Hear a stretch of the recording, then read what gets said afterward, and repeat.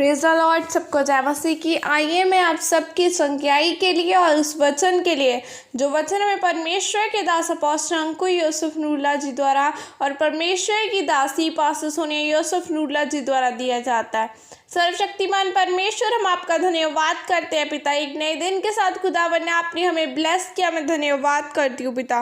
Bible कहती धन्यवाद के साथ स्तुतियों के साथ उसके फाटकों में प्रवेश करते चलो।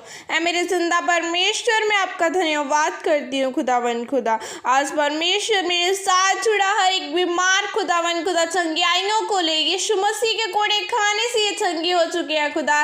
ये वचन इनकी जिंदगियों में कार्य करे परमेश्वर। आज तेरे कोड़े खाने से ये चंगे हो चुके हैं। हर एक जन जो आज बीमार है यीशु मसीह के नाम के द्वारा चंगियाइयाँ इनकी जिंदगी का हिस्सा। हर एक बीमारी आज इनकी जिंदगी को छोड़ के जाए।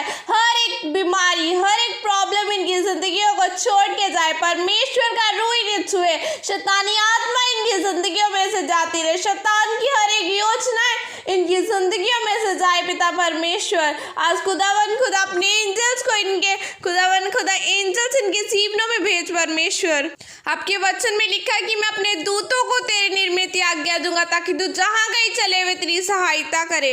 ऐ मेरे सामर्थ्य परमेश्वर, आपके वचन में लिखा है कि मैंने तुझे अन्य जातियों के लिए ज्योति ठहराया है। ऐ मेरे जिंदा परमेश्वर, हर एक जन जो मेरे साथ जुड़ा यीशु मसीह के नाम के द्वारा ये अपने घरानों को, अपने लोगों को बदलने पाए परमेश्वर। आज खुदावन खुदा इनकी जिंदगियों में प्रार्थना करने की ग्रेस, तेरा अनुग्रह इनकी जिंदगियों में जाए। हॉली स्पिरिट इनकी जिंदगियों में जाए मेरे सामर्थ्य परमेश्वर। इनके घराने के हर एक फैमिली ऑल्टर टूटे खुदावन खुदा। हर एक परमेश्वर जो इनके फैमिली के साथ पुराने जो परमेश्वर पर दादों से चल रहा आ रहे खुदावन खुदा श्राप है यीशु मसीह के नाम के द्वारा इनके हर एक बंधन टूटे। बाइबल कहती है अभिषेक के द्वारा तेरा हर एक जुआ तोड़ दिया जाएगा। ऐ मेरे जिंदा परमेश्वर, इनके घरानों के जुए टूटे यीशु मसीह के नाम के द्वारा। पिता का फजल आपके साथ रहे मेरे जिंदा परमेश्वर। इनके आज खुदावन खुदा जिस विजन के लिए, जिस कार्य के लिए तूने इन्हें चुना है परमेश्वर, ये वो कार्य कर सके खुदावन खुदा। The best start now in the name of Jesus Christ. खुदावन खुदा तेरा बेस्ट ये परमेश्वर लेने पाया। आज का वचन इनकी जिंदगियों में कार्य करे खुदावन खुदा। ये आपके वचनों पर चलने वाले बने खुदावन खुदा। ये आपके वचनों की गहराई तक जाने वाले बने परमेश्वर। ये आपके वचन को समझने वाले बने खुदावन खुदा। ये लोगों को सुसमाचार सुना सके परमेश्वर। आपका आत्मा इनके साथ रहे खुदावन। धन्यवाद करते हैं परमेश्वर। आपका वचन कहते हैं कि मैं तेरे हाथों के कामों के ऊपर बरकत दूंगा।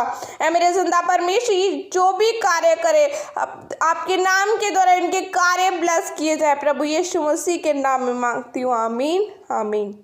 परमेश्वर की चीज़ों का मूल्य दानियेल 1:13-15 आयत में लिखा है। फिर 10 दिन के बाद हमारे मुंह और जो जवान राजा का भोजन खाते हैं उनके मुंह को देख और जैसा तुझे देख पड़े उसी के अनुसार अपने दासों से व्यवहार करना।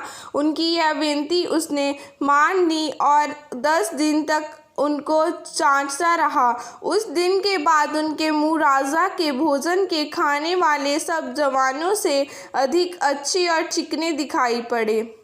मेरे प्रियो, आज आपका जीवन इस बात पर निर्भर करता है कि आपके दिल में परमेश्वर की चीज़ों का क्या मूल्य क्या है और कितना है।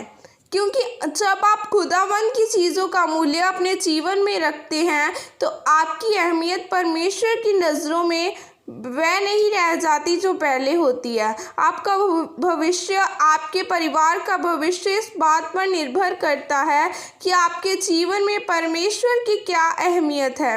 जब हम बाइबल में दानियेल के बारे में पढ़ते हैं तो हम जानते हैं कि दानियेल के जीवन में खुदावन की चीज़ों की कितनी अहमियत थी कि उसके जीवन में परमेश्वर का सबसे उत्तम स्थान था।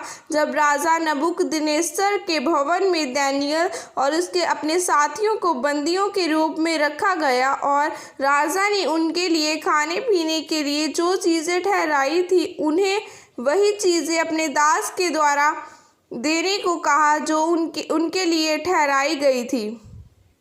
लेकिन दानियल ने उन चीज़ों को खाने से मना कर दिया जिनकी बाइबल में खाने के लिए मनाही की गई थी। उसने राजा के दास को कहा कि हमें खाने के लिए साग पात और पीने के लिए पानी ही दिया जाए। तब उस दास ने ऐसा ही किया। 10 दिन के बाद दानियल और उसके साथियों के मुंह राजा के भोजन खाने वाले सब जवानों से अधिक अच्छे और चिकने थे। ऐसा कैसे हुआ? यह इसलिए हुआ क्योंकि दानियल ने अपने जीवन में परमेश्वर के वचन का मूल्य रखा। उसने परमेश्वर के वचन को खाने की चीज़ों के लिए नहीं तोड़ा। मेरे प्रियो, आज आपके जीवन में परमेश्वर की चीज़ों का क्या मूल्य है? प्रार्थना, उपवास, बाइबल का आपके जीवन में क्या मूल्य है? जब आप अपने जीवन में परमेश्वर के वचन का मूल्य रखते हैं तो परमेश्वर भी आपका मूल्य रखता है। लोग यह नहीं देखते कि वह अपने अतीत में क्या थे, लेकिन खुदावंद की सेवा करने के बाद परमेश्वर ने उनको कितना आशीषित किया कि वह अपने अतीत को भूल जाते हैं और परमेश्वर की उस दया, उस माफ़ी, उस आशीष की और अपने जीवन में कोई अहमियत नहीं रखते। आप जानते हैं कि परमेश्वर ने दाऊद को, जो एक भेड़ बकरियां चराने वाला चरवाहा था, और परमेश्वर ने उसे चुना और इस्राएलियों का राजा बनाया, लेकिन वह अपने अतीत को भूल गया कि वह क्या था और उसने बतशेबा के साथ पाप किया। अर्थात वह अपने अतीत और अपनी आशीषों को भूल गया और अपने जीवन में परमेश्वर का मूल्य नहीं रखा था। परमेश्वर ने कहा कि अब तेरे घराने में तलवार कभी दूर न होगी। और जब दाऊद ने माफ़ी मांगी तब परमेश्वर ने उसे माफ़ तो कर दिया, लेकिन उसकी वह अहमियत नहीं रही जो पहले थी। मेरे प्रियो, आज पाप करने वाले लोग आपको शांत जगहों पर रहते नजर आ सकते हैं, पर याद रखें, भविष्य में वह वहाँ नहीं होंगे और उनका वंश वहाँ नहीं होगा। जब तक आप परमेश्वर की चीज़ों का मूल्य नहीं रखेंगे तब तक आप वहाँ नहीं पहुँच सकते जहाँ परमेश्वर आपको लेकर जाना चाहता है, क्योंकि जैसा आप परमेश्वर को दोगे वैसा ही परमेश्वर आपको देगा। इसलिए आपको परमेश्वर के दिल को समझना है। इसलिए मेरे प्रियो, परमेश्वर की चीज़ों की अहमियत रखें। ऐसी जगहों पर ना जाएं जहां आपका कोई काम नहीं है। परमेश्वर की आराधना करने के समय का मूल्य रखें, उसके वचनों को ना तोड़ें और सबके सामने परमेश्वर के वचन का अंगीकार करें। परमेश्वर आपको इस वचन के द्वारा आशीषित करे। आमीन। यह प्रार्थना आपके द्वारा की जाए।